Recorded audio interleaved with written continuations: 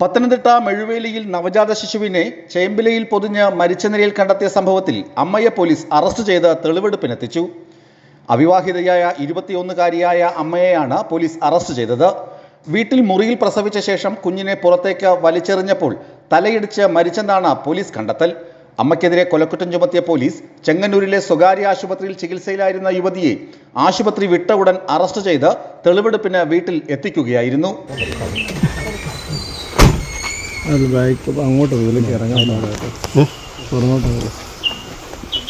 അങ്ങോട്ട് മാറിക്കൂടാ.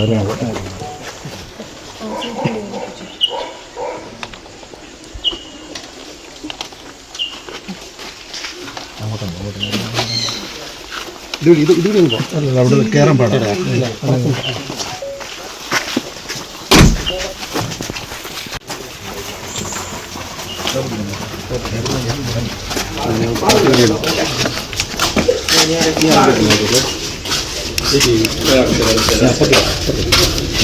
ചൊവ്വാഴ്ച ഉച്ചയ്ക്കാണ് മെഴുവേലിയിൽ അയൽവീടിന്റെ പറമ്പിൽ ചേമ്പിലയിൽ പൊതിഞ്ഞ നിലയിൽ നവജാത ശിശുവിന്റെ മൃതദേഹം കണ്ടെത്തിയത്.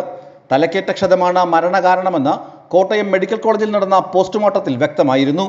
വിസ്മയ ന്യൂസ്, കോട്ടയം.